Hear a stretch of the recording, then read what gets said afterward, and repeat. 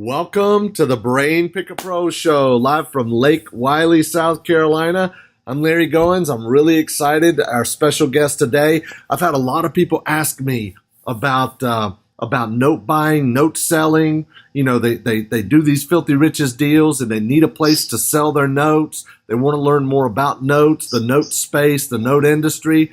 So I'm really excited. Today we have the co-founder and CEO of Amerinote Xchange. Their whole business is buying and selling notes. I don't care if it's performing, non-performing, commercial, residential, you name it. So I have the man, the legend, and the myth right here live, Abby Shemesh. How's it going, buddy? Good. Thank you very much, Larry. Thank you very much. Awesome. I'm excited to have you on. So tell us, I mean, we got a lot to cover. I don't like these to go much longer than 30 minutes because people start to drop off. So sure. I know we want to ask you a lot of questions. We got a lot of stuff to cover. So tell us about Abby and about Amerinote.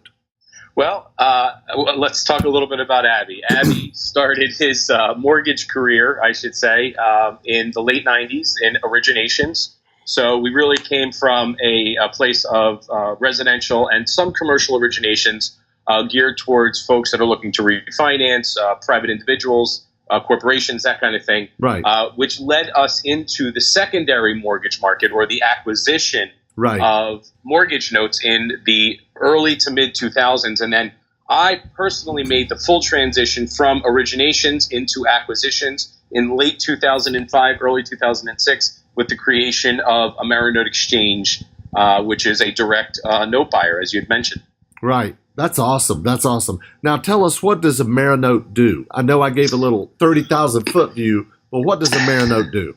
So Amerinote Xchange is a principal purchaser of residential and commercial mortgage notes. We operate primarily in the seller finance space. So our sweet spot is seller finance notes. We will do performing. We will do non-performing. We will do portfolios. We'll do land contracts, contract for deeds, all types of receivables secured by real estate. Right. That is cool, man. I love it. That's great.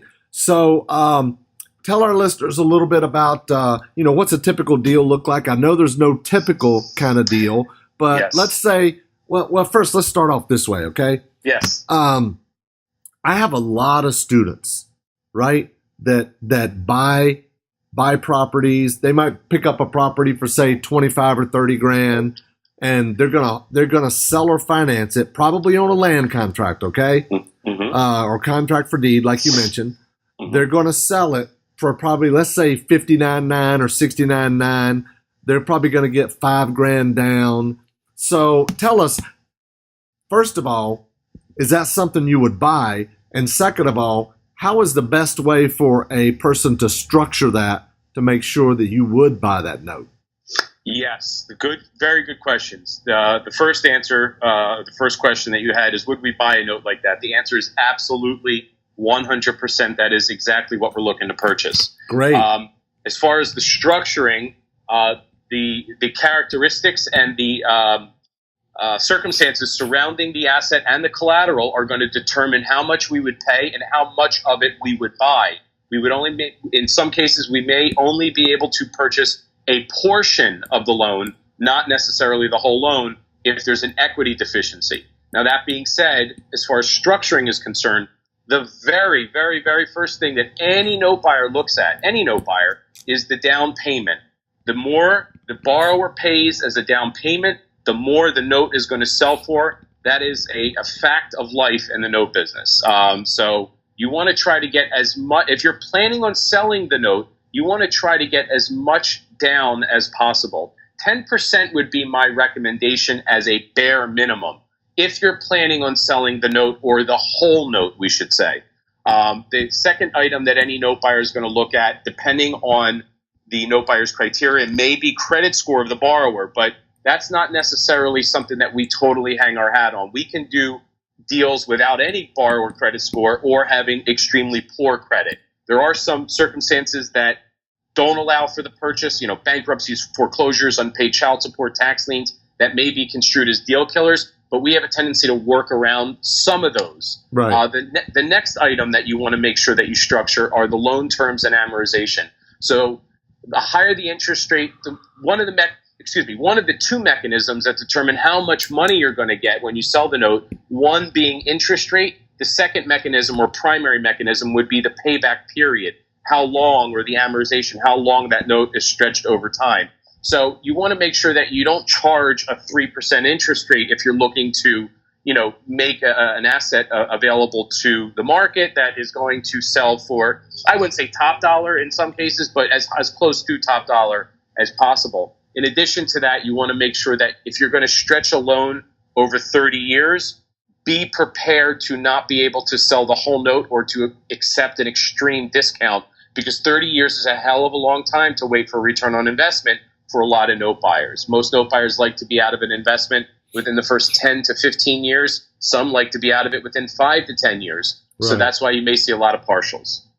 That's a really, really good point you brought up. I never structure any note on any of our deals longer than 20 years, right? That's the max I ever do. And I try to shorten it as much as I can, right?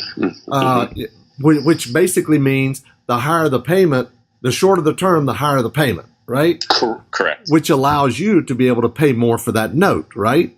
Correct. But you do not want to drown the borrower in debt, something that they cannot.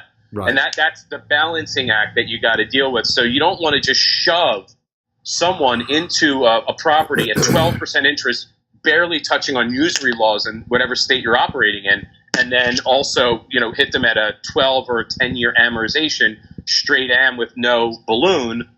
You maybe have a recipe for default there in some cases. So you want to make sure that you are working synergistically with the borrower. That's really good. And like on our deals, we charge 9% interest. I tell people that it'll keep you below usury, according to what I've been told by all the attorneys or many attorneys. So we try to keep it at 9%. So that, like you said, unlike a 3%, at least you get a little bit of interest rate there, so you don't have to take as much of a discount, correct? Correct, absolutely. 9% is a nice round number. As a matter of fact, I would very rarely recommend breaking double digits.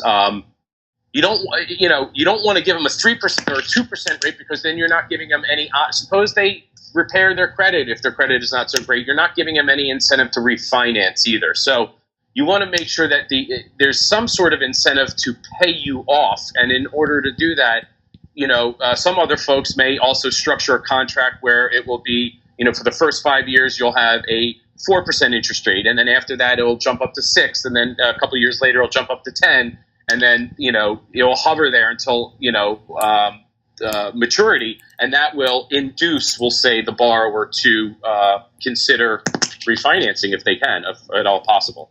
Exactly. So tell us a little bit about when someone originates a loan and they're sending it to you to look at purchasing it.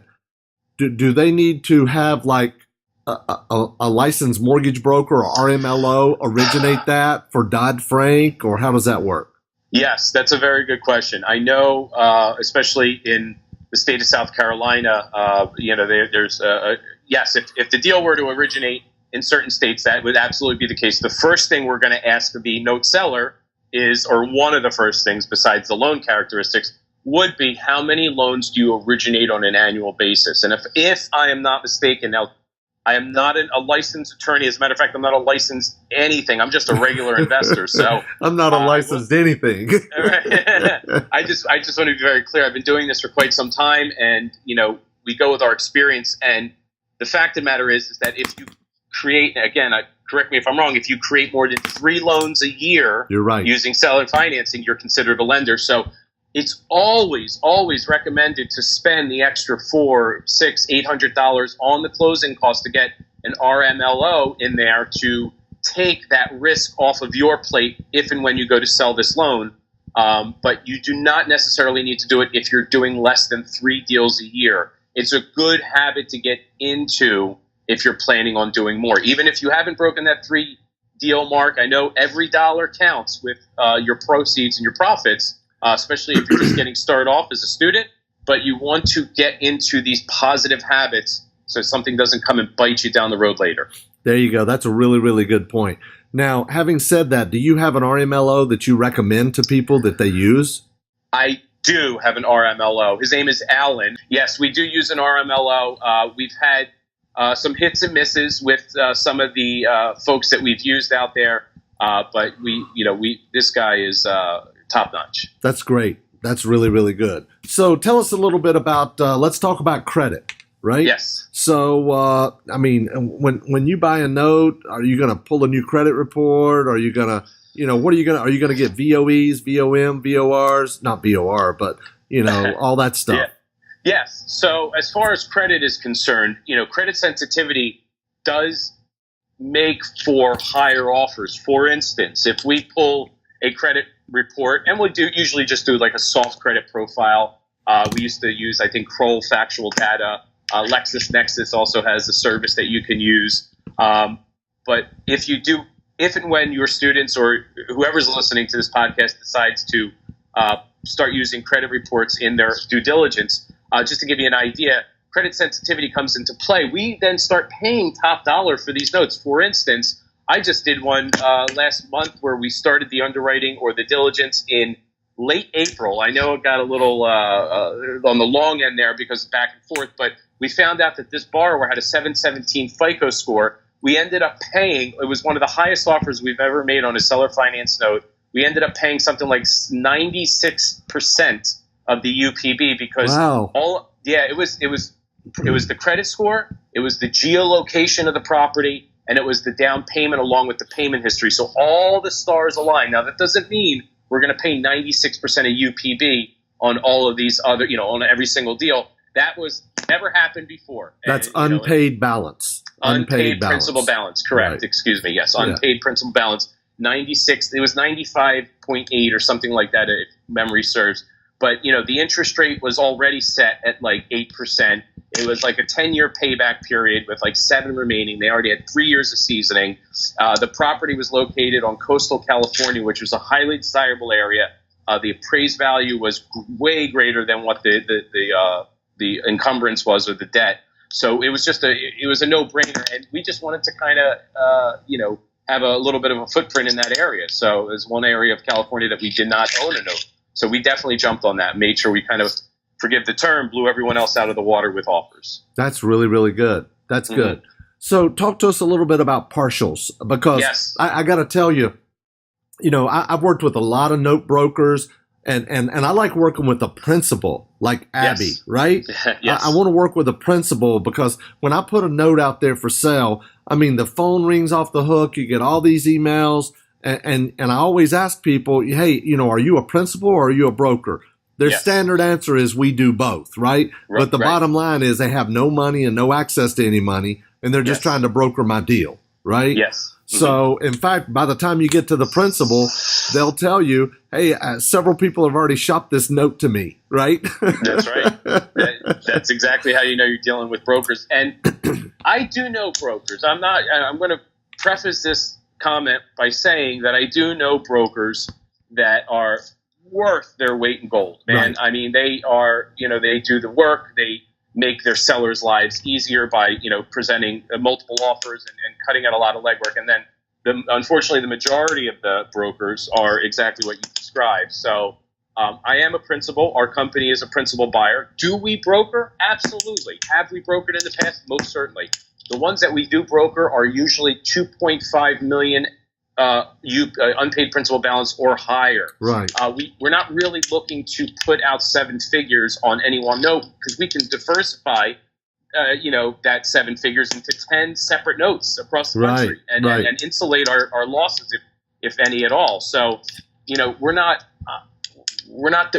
play with the big boys, and it's not necessarily a good thing even. I love the industry and the level of the space that we operate within because it produces a lot of opportunities for a lot of folks to make a lot of money. And I know some of the brokers in the seller finance space that are making more, if not the same, as some of these institutional brokers that are brokering portfolios and all this other stuff through hedge funds and whatnot. So it really depends on your level of experience. That's going to determine what your comfort level is there. But absolutely, yes. That's good. So what about on the partials? There's so many people out there that it seems like every time I send out a note, they don't want to buy the whole note. They want to buy the partial. And for the longest time, I got to tell you, Abby, the longest time I didn't understand that.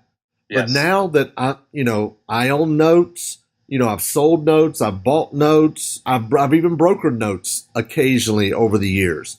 But now I get it and I understand. So would you share with our listeners, why does a guy like you want to buy a partial instead of buying the whole thing? And I know there's multiple reasons, but share that. The main reason is to limit your exposure to risk, period. That is the primary reason for the majority of note buyers, whether they say it or not. They're trying to limit their exposure to risk. And risk may be that a lot can happen. Let's say you have, I'm just going to give an example, 30-year payback period, 4.5% interest, 8% down, 5 months of seasoning. It's not that. What I just described there is not a proven note, and it's not a note that's going to fetch top dollar on the market. The reason why is the long payback period, the brand new seasoning, the lower interest rate, and the lackluster down payment. Now, I understand that when folks are, they have some issues, borrowers have some issues getting cash together or credit issues, and 8% may be a big number in certain parts of the country, but in real estate terms and for the purpose of the mathematics of the transaction, it's not tremendous. It's not spectacular. So a partial, that would be an ideal candidate for a partial purchase. For instance, we can limit it by taking on, let's say, 60 months of payments or 5 years. Now, what we do is we get them in our loan servicer. Our loan servicer will then start reporting the borrower to the credit bureaus. So assuming that the borrower's making their payments in the fashion that they agreed upon on the contract, their credit score will start going up. And assuming that they aren't delinquent on every other bill that they owe, right, the mortgages get the most bang for the buck on credit. So, and again, I'm paraphrasing here, and don't quote me 100% on this, but I'm pretty sure a credit score increases anywhere between 5 and 8 points per month if a mortgage is being paid on it and all others balance out. And I know there's a lot of factors that go into that, right. But let's just assume that that's the case. Let's just say it's 8 or 5, right? Let's just say 5 for the example there. Over 12-month period, that could be, a 60-point increase in credit from the time you took that borrower in for a year later. So what happens then is two things. Either we can then feel comfortable now that their credit score is good and we have a good pay history with them, that we would step in a year or 18 months later and buy the rest of the note out for a higher percentage than what we offered originally, or we hand the borrower back to the original seller with a rehabilitated credit score. Either way, a partial is not as bad as one may think, other than just looking at how much money am I getting now. And I know that is some of the only concerns that some people may have to move on to the next deal. So I know it's not a one-size-fits-all, but in a nutshell, that's what partials are. That's really good. So if somebody has a 20-year note, they can basically sell you 5 years of the note. Correct. And they can retain 15 years of that note or whatever's left over. So they can, retain it, pocket it. They can sell it off to another investor. And you also got to keep in mind that you're creating a much less of a taxable event. I mean, there's a taxable event created once you sell any asset, but the taxes on what you pay on the proceeds diminish substantially. So that's also something, a positive to keep in mind when dealing in partials. Yeah, but you can do these in retirement accounts also, right? Absolutely. You can absolutely do them in retirement accounts, especially if you are lucky enough to have some sort of seasoned, self-directed, Roth IRA where you're doing it in some cases tax-free, right. Which is not unheard of, but you can absolutely do it in retirement accounts. And that very well may be how you're directing your students to operate for sure. That's awesome. One of the things that took me a long time to figure this out, but because of the time value of money, Yes. I could sell you a 20-year note, right? Maybe let's say it's a $60,000 note. I'll sell you the whole 20 years of that note, you might only give me, $40,000 for that note, possibly. I mean, I'm just talking round numbers, right? So let's just say 50,000, okay? $50,000 for that $60,000 note, and it's a 20-year note. But if I sold you 5 years worth of the note, right? You might give me 20 grand for it, right? And then in another 5 years, you give me another 20 grand. Then in another 5 years, you give me another 20 grand. And then the last 5 years, you give me 20 grand. 2, 4, 6, 8. You could actually literally end up giving me more than the face value of the loan, right? That is absolutely 100% correct. And that's how you're going to get more than the face value of the note with the interest. If you exercise the option to act as the lender and not exit the contract and sell it off to another individual or entity, you then will receive more than the face value note. You can also do that when you exit the contract, or at least a portion of the contract, through partials. So yes, absolutely 100%. That's really cool. And the model I love that I try to teach students to do is go out and buy a property. Let's say you bought a property for 30 grand. You sell it for 69.9, you get 5 down. Let's say you're going to finance 64.9 for 20 years at 9%. Your payment's going to be just under $600 a month, right? So with the 5 grand down, they've got $25,000 in that note. Well, they could probably sell you about maybe 7 or 8 years of that note for that $25,000. Now they've got 100% of their money back, and then they've got the back end. So in another 7 or 8 years, they've got money coming back into them, right? Absolutely. And if they sell the note to an investor who is reporting the borrowers to credit, they're going to it would even be a better situation, because the borrower may then have the ability to walk into a bank and refinance, and then one day down the road, you get a big fat check in the mail because the title company just cut you a check from a refi that you weren't expecting. You know what I mean? Right. And so there's a lot of and that may or may not be a great thing depending on your investment strategy, but it will definitely allow for opportunity to come in, and you get cash. Cash is king. Obviously, you can make more money, make more deals, and of course turn a bigger profit. So absolutely, yes. That's great. Now, you mentioned servicing a couple of times and reporting to the credit bureau. Yes. Do you have specific servicers you use and or recommend, or do you service yourself? No, we do not service ourselves. We use a company called we used FCI. We used Allied Loan Servicing. Now, they don't report to credit, but they are, in my opinion, one of the better ones out there, just because of the simple fact that when I call, someone answers the phone almost immediately. And that's a big deal for me. It's not. That's hard to do with FCI. It's impossible to do with FCI. And then Madison is the one in Jersey. They charge, they're definitely pricey, but they report to credit. So they're not the easiest to get on the phone either, but sometimes you got to give and take a little. Allied, Melissa's the gal that I deal with over there. She's been in the business for many, many years, going back to Metropolitan Mortgage back in the early 2000s, I believe, which was one of the biggest note buyers back then.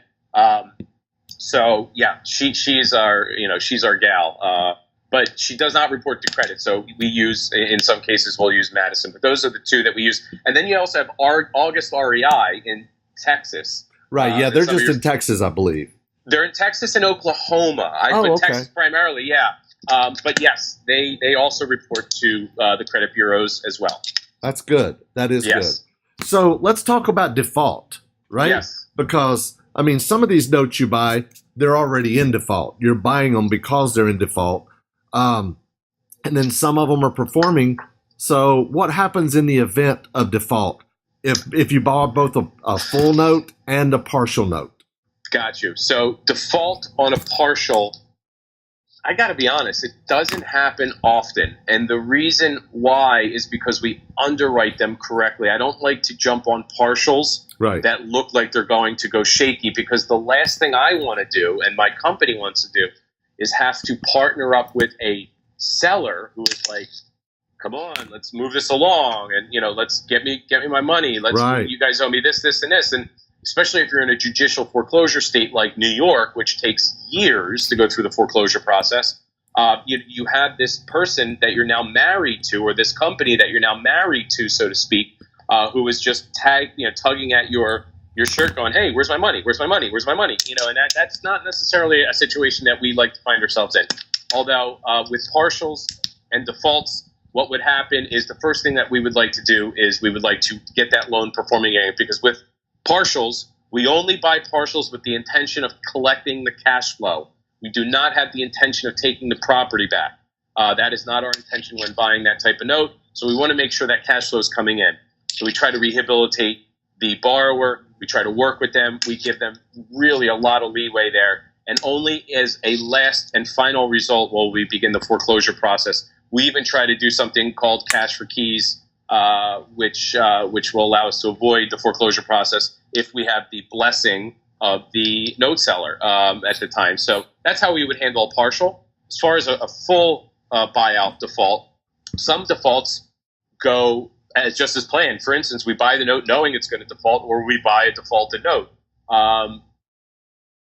But when we buy a note that's a full offer and it goes into default, we definitely apply the same tactics, for instance, that we would to a partial. For instance, cash for keys is a big winner for us. That really works. And depending on the property location will depend on if we want to take that property back, do we want to keep the borrower in there? What's the status? But it will really be case by case. So just to give you a firm answer, the first thing we do is we try to work them out. If we own the note entirely, we will try to modify it to get them performing again. If these folks in the property are just not willing to cooperate in any way, shape, or form, we have no choice but to, initiate the foreclosure process and then take that through to foreclosure. But that would be how we would handle it in-house. We are not necessarily in the business of taking properties back, although we do what we have to do to recoup our investment. Good. That's really good. Good explanation. So do you guys do your own workouts on your non-performing, or do you have a third party that does them for you? We do not do enough non-performing to hire a third party. We do our own workouts. Yes, to answer your question, because as we do buy non-performing notes, a lot of these notes are significantly non-performing, like severely non-performing, or way past that point where sometimes the borrower is not even there. There's no number. There's no email. A lot of the non-performers we'll buy is in Texas. Texas is a very friendly state, lender-friendly state, so it makes the foreclosure process easy. California is another state that we like to take on foreclosures in. The main thing about foreclosures and non-performing notes that a lot of people aren't aware of is they think, well, you're going to take a non-performing note on. Our biggest issue has been trying to get some sort of payment record. Even if it's non-performing in these seller finance notes, a lot of these folks don't keep good records. Right. So if we don't have good records going into the sale and we try to foreclose and that borrower tries to fight us on that, which is their right, of course, and we go before a judge and we don't have any way to prove that the note is in default, that's not a good situation for a note buyer to be in. So it's the biggest challenge we run into with seller finance non-performing notes are payment history. And if there's not any payment history, we usually won't even touch it, or we'll refer it off or broker it to another entity that is a little bit more comfortable with that. Why, I don't know, but we have an investor who loves those things. So we'll offload them to her. But yeah, that's how we handle that. That's good. That is good. You mentioned a minute ago judicial foreclosure state, and there's judicial and non-judicial. Would you mind explaining the difference to our listeners, and then also which one you prefer and why? Absolutely. So non-judicial foreclosure is a state that has to get a court approval to go through the foreclosure process. It's usually a state in which the property has a mortgage, just like South Carolina, judicial foreclosure. Non-judicial foreclosures are usually referred to as deed of trust states. And those are out-of-court foreclosures, which are usually conducted, between the parties. And those are mostly preferred in a lot of the note-buying circles because of the ease in which and the low costs, how much it would cost for the foreclosure, how long it would take. For example, in Texas, a foreclosure may take anywhere, as much as 90 days to go through the entire process, and you take the property to auction and, recoup your investment. That's a very short period of time. It may go into 120 days. New York State can take upwards of 3 years and thousands of dollars. Who the heck wants to wait 3 years to go through that? Now, there are some investors who specifically buy in New York because there's no one else that's touching it, so they're not going to pay top dollar, and they do well there because they're a New York-based lender. But that is the primary difference. Judicial foreclosures are usually mortgage states. Non-judicial foreclosures are usually deed of trust states. That's really good. That's really good explanation. I've never heard anyone explain it any cleaner and clearer than that. That's awesome. Thank you. That is awesome. I love it. I love it. So, man, this is good stuff. For me not having any questions to ask you, I think we've done really well, don't you? Yeah, yes, sir. Absolutely. Absolutely. So tell us about other property types. Are you interested in mobile homes at all? Manufactured homes with land, without land, and parks, or what? So that's a good question. We are absolutely interested in collateral referred to as mobile homes with land. So there has to be real estate attached.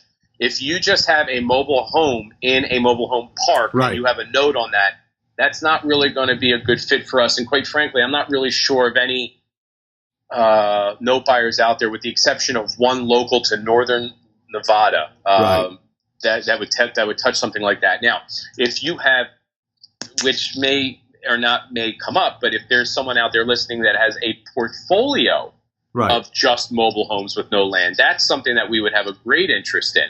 But our primary interest and our primary dealings are with seller finance mobile home or manufactured home with land, either with a document referred to as an affidavit of a fixture, which means that the property is completely affixed to the property, or a mobile home title, which is taxed as personal property, not real property. And that's the only difference.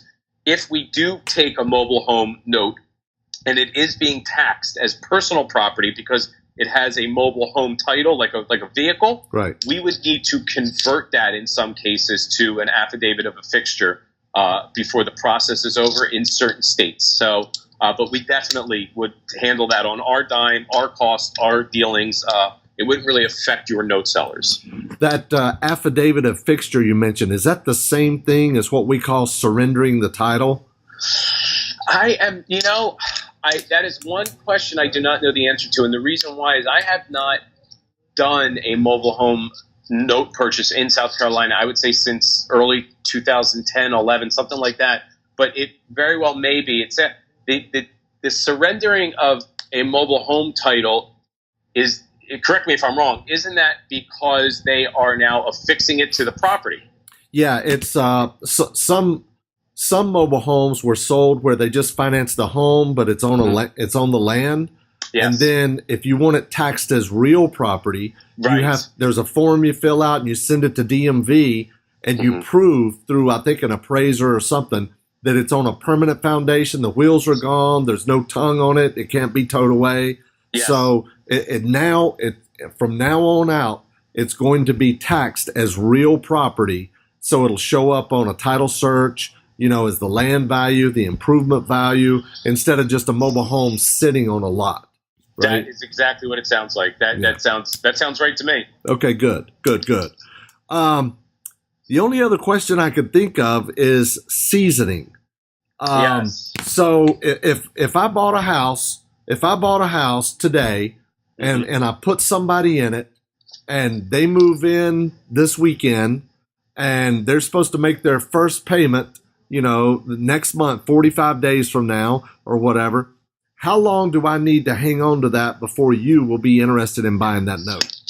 So this varies from deal to deal. The typical answer, the standard answer that you're going to get if one of your students were to go down the list in Google and call every note buyer, the typical answer would be 6 to 12 months. Right. That is not practical for a lot of investors out there, especially investors that are fix and flip and that kind of thing, because their business model clashes with the note buying business model. For instance, a note buyer wants to be in and out, a property flipper wants to be in and out quickly as possible, get the money, move on to the next project. Right. No buyer wants to slow it down, take the time, make sure everyone's paying on time, and they need to see data and seasoning and all this. So it clashes on that point. The short answer would be 3 payments. Now, you can collect the first payment at the table if you so desire. Once you collect the second payment, we can then start the underwriting period. With that second payment and the first payment, you can submit the copy of the note, the copy of the mortgage or contract for deed or whatever the documents are. And then we can start underwriting it, order an appraisal, a title search, and everything. And by the time the third payment rolls around and collected, if all underwriting goes well, we can then fund the deal upon collection of the third payment. That's how we would work around that. Now, if there's 0 down or 5% down or something like that, we can still do it, but we can only do it with a partial, not a full purchase buyout. So the Amerinote's answer would be 3 months of seasoning. We can start underwriting on the second month. Right. Yeah. If you collect the first month at the closing. Sure. Or you can literally wait 60 days and then submit it to us if you desire. I mean, that's sometimes a borrower may say, hey, I need that extra month to move in and costs and this and that. So that does come up. So, but if you can get that first payment at the table, by all means do it if you're planning on selling that note. How long does that underwriting process take from the time we send a deal until you can wire the money to the attorney? Okay, so from the time that you send us the deal for a quote to the time we wire money, 3.5 weeks. From the time you actually sign and authorize us to move forward in writing after you submit the quote, 2.5 weeks. So I always add a week in there for quoting back and forth. It only takes us 24 hours to get a quote, but we got to think about it. We got to get the documents together. It takes about a week. From our experience. So under a month, with the exception of like right around now, people come in on the 15th of June and go, "Hey, I need my note closed in 2 weeks." And what they fail to realize is the 4th of July holiday. I feel like the whole real estate mortgage and title industry just checks out until about the middle of July. So that's funny. Even if we are here, we still need an appraiser. We still need a title person. We still need all that stuff, and it's hard around these summer holidays and any holiday season. So just be cautious of that. If you submit in late November or mid-November and you need it done quickly, or if you submit in mid-June or mid-August and you need it done quickly, not going to happen quickly. That's good, man. That's really good. Man, this has been a lot of info. We've been on here almost 40 minutes. It's flown by. Sir. Floating by. Flown by. That's awesome. Yes, sir. So if somebody wanted to reach out to you to, sell you a note, buy a note from you, do whatever, just reach out to you, how would they get in touch with you? Well, we have you can reach us by phone, of course. Our number is 800-698-3650. My extension is number 3. We're a very small company. There's only 5 of us here, so it's not like you're going to get lost in the shuffle. And we remain small for that purpose of making sure that we can keep our offers high. We don't, we're not trying to take over the world, so to speak. We're just trying to make a living, and that's really what we're doing at Amerinote. And if you guys want to reach us online, you can go to our website, Amerinote Xchange.com. Another easy way, we call it the shortcut URL or the shortcut address, is note-buyer.net. Note-buyer.net. That is the quickest way to get to us. That's awesome. Man, it's been really good talking with you, hanging out with you, and I learned a lot as well. Well, thank you, Larry. I really appreciate you inviting us on the podcast. I'd love to do it again. That sounds good, man. I really appreciate it. Let us know if we can do anything for you, and hopefully some of the students will be sending you some notes, and you can cash them out and put some money in their pocket. Sounds really good. I look forward to it, and I hope to do business with your students and maybe you someday as well. Hopefully we can do some business together. Sounds great, man. Thanks a lot. I really appreciate it. Take care, bud. Bye-bye. See you later.